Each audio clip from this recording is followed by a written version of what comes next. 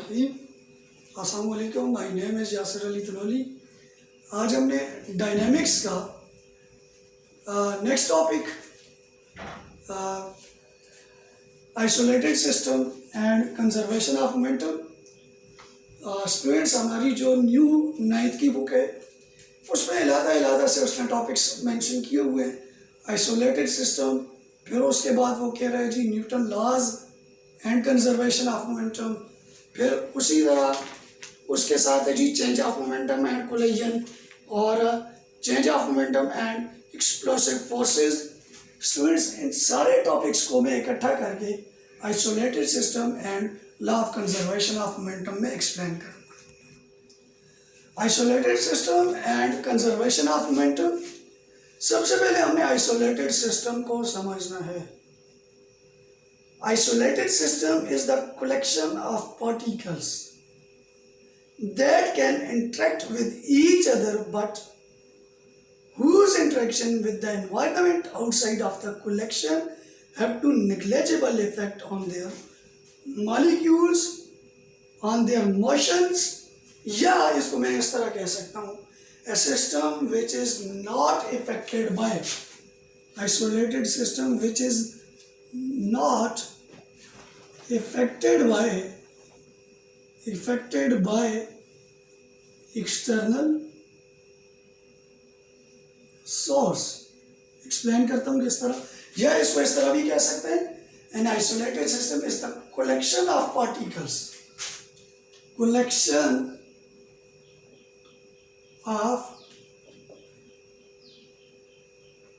particles which can interact each other and whose interaction with the environment outside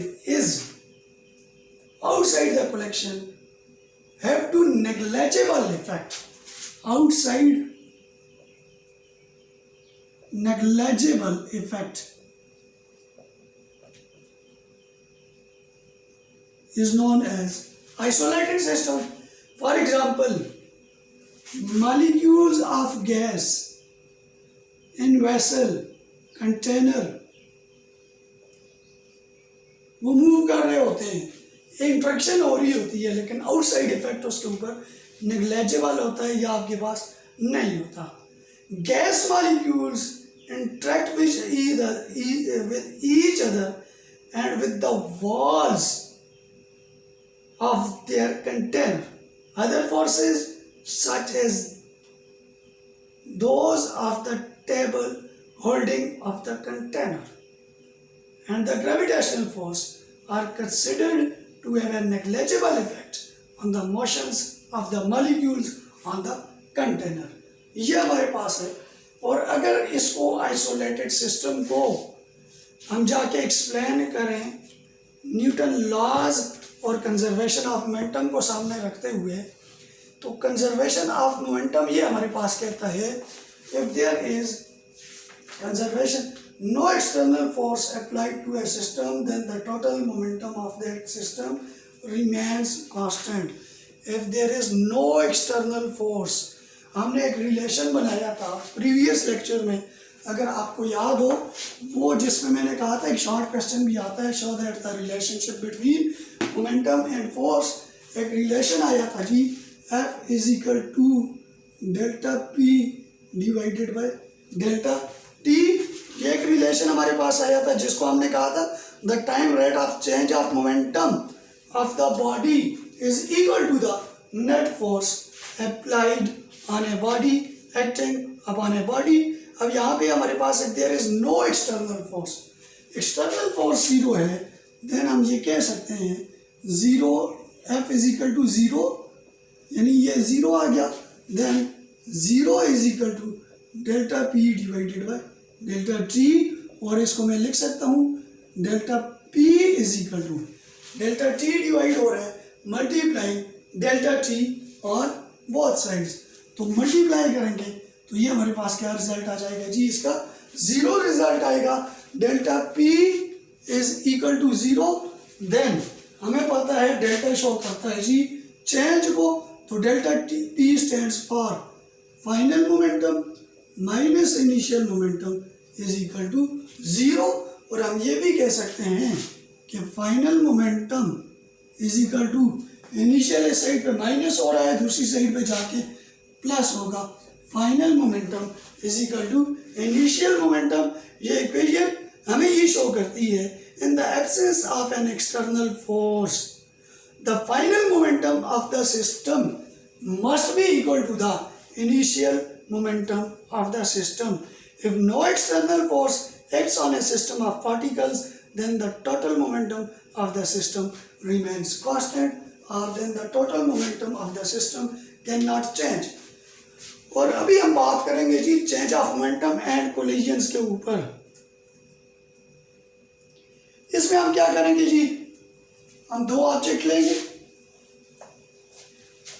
हम ये कहेंगे कि consider a system containing two objects A and B of masses m1 and m2 moving with velocities u1 and u2 respectively, such that after the collision the velocity changes v1 to v2, then the total momentum of the system before collision and after the collision.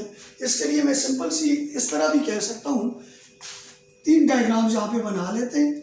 A object आ गया और ये मेरे पास ए object और ये B object, m1 mess है, m2 mess है, इसकी velocity u1 है और इसकी वेलोसिटी u2 है, तो हम मूव कर रहे हैं। फिर उसके बाद कोलाइड करते हैं,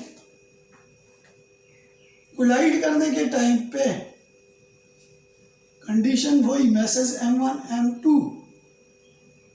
अब कोलाइड करने के बाद उनकी वेलोसिटीज पहले मैं इस डायरेक्शन में शो कर देता हूँ, दोनों आके कोलाइड करते हैं, कोलाइड करने के बाद डायरेक्शन चेंज होगी और वेलोसिटी u1 से किस में होगी, v1 में, और बॉडी b की वेलोसिटी u2 से किस में होगी, v2 में। अब डायरेक्शन भी क्या हो जाएगी, अपोजिट। ये a और ये आपके पास b आ गया, ये आपके पास आ गया जी बिफोर कोलिजन, ये वाला ये आ गया जी बिफोर कोलिजन, और ये हमारे पास आ गया जी after collision. Before collision and after collision, the total momentum of the system before collision, तो ये मेरे पास कितना बनेगा, total momentum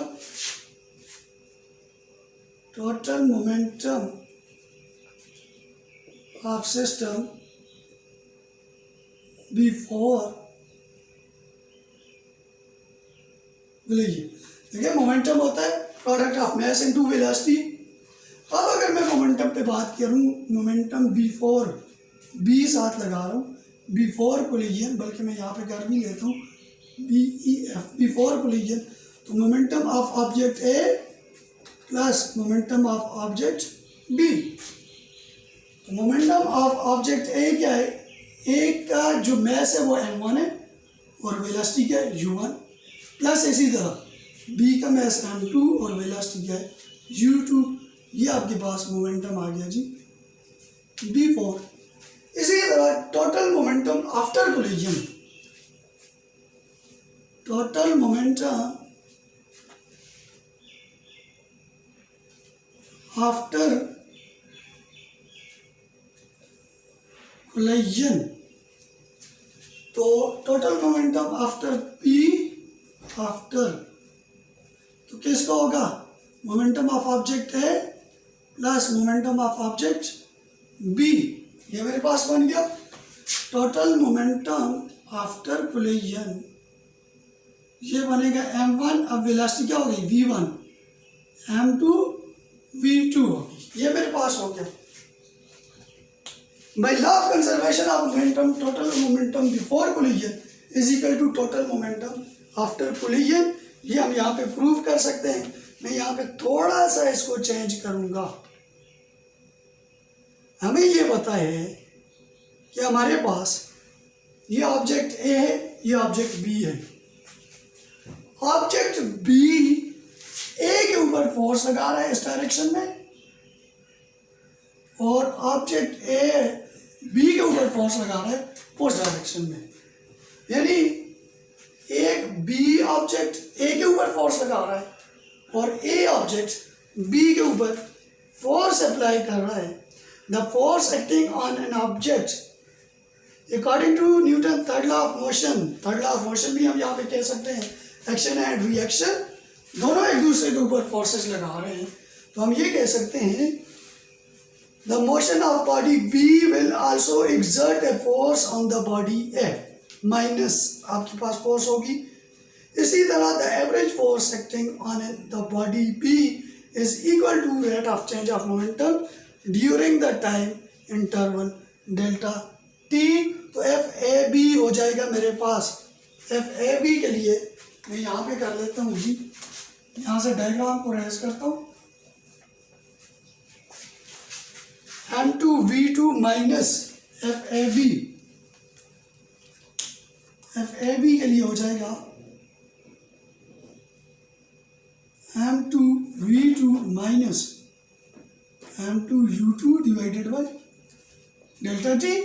और इसी तरह एफ बी ए जो होगा वो मेरे पास हो जाएगा जी M1 F M1 V1 minus M1 U1 divided by delta T. इसको 1 कह दें, इसको 2 कह दें। According to Newton third law of motion A B is equal to minus F B A. Minus sign shows direction opposite जो है। तो ये मेरे पास कंपेयर करें 1 और 2 को, ये मेरे पास बनेगा जी M2V2 minus M2U2 divided by delta T is equal to minus M1V1 minus M1U1 divided by delta T हो जाएगा मेरे पास। अब माइनस के साइन को हमने रिमूव करना है जी, तो ये डेल्टा टी के साथ कैंसिल, तो ये बनेगा जी M2V2 minus M2U2 is equal to minus M1V1 plus M1U1। अब स्टूडेंट्स एक बात यहाँ पे ज़रा समझनी है, ये तो मैं एक और मेथड समझा रहा हूँ, यहाँ से भी आप डायरेक्ट कर सकते हैं। मोमेंटम बिफोर को लीजिए is equal to momentum after को लीजिए, ये दोनों इक्वल हो जाएंगे और इस रिजल्ट से भी यही दोनों आपस में इक्वल आएंगे। तो मैं इसको यहाँ से रेस करता हूँ जी, मेरे पास रिजल्ट आया है उस साइड में M2V2 माइनस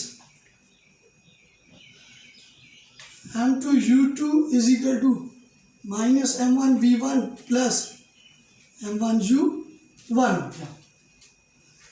इसको ये साइड पे माइनस हो रहा है, इसको इस साइड, और ये माइनस हो रहा है इसको साइड, ये माइनस हो रहा है इस साइड आके M1V1 plus M2V2 is equal to ये हो जाएगा जी M1U1, और ये उस साइड पे जाके M2U2 हो जाएगा। वही वाली बात आ गई, momentum before the collision is equal to momentum after the collision. तो ये मेरे पास law of conservation of momentum है। If there is no external force applied on an system then the total momentum of the system remains constant, या total momentum of the system हमारे पास change नहीं होता। और इसके लिए एक एग्जांपल उठाएंगे जिसके लिए बुक वाले ने एक टॉपिक अलग से किया हुआ है, वो उसका टॉपिक है जी change of momentum and explosive forces. तो इसके लिए हम एक आइसोलेटेड सिस्टम की एक एग्जांपल उठा के बात करते हैं जी।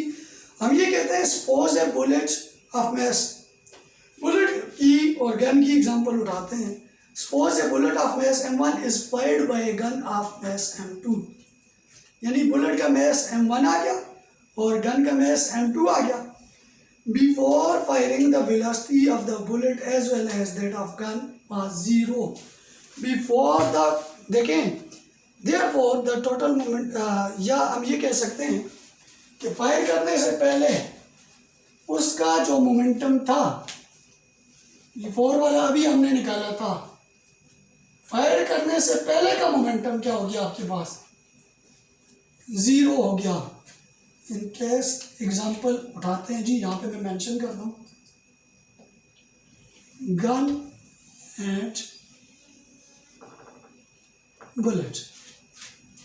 तो बिफोर फायरिंग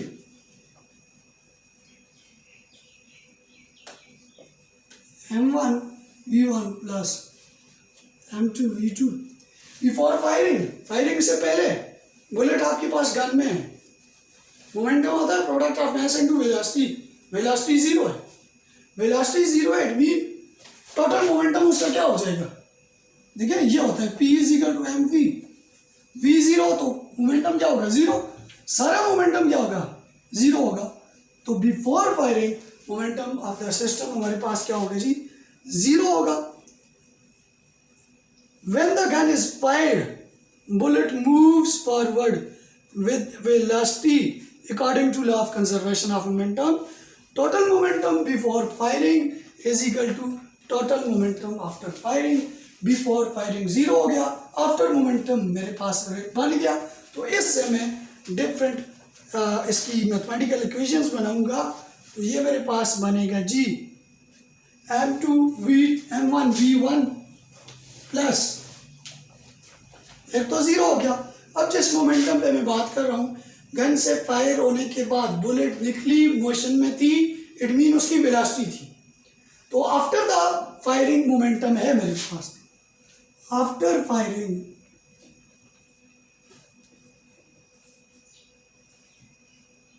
तो क्या होगा M1 V1 plus M2 V2 is equal to क्या होगा, बिफोर फायरिंग 0। तो यहाँ से अगर मैं फाइंड करना चाहूँ M1 V1 is equal to क्या हो जाएगा, माइनस M2 V2। अगर फॉर एग्जांपल मैंने M1 फाइंड करना या V1 मैंने फाइंड करनी थी, तो क्या हो जाएगा, minus M2 divided by M1 multiply by V2। ये V1 का फॉर्मूला आ गया। अगर मैंने V2 फाइंड करनी है यहाँ से, तो क्या हो जाएगा, M1 डिवाइडेड बाय M2 साथ minus B multiply by V1, ये रिजल्ट आ जाएगा। अगर मैंने यहाँ से M1 फाइंड करना है या M2 फाइंड करना है, इसी इक्वेशन को सामने रखते हुए M1 अगर फाइंड करना है तो वो हो जाएगा minus M2 V2 divided by V1। अगर मैंने M2 फाइंड करना है तो M2 is equal to minus M1 V1 divided by V2। ये मेरे पास कुछ रिजल्ट्स इसके आ जाएंगे, जिनको सामने रखते हुए हमने न्यूमेरिकल सॉल्व करने हैं। Thank you.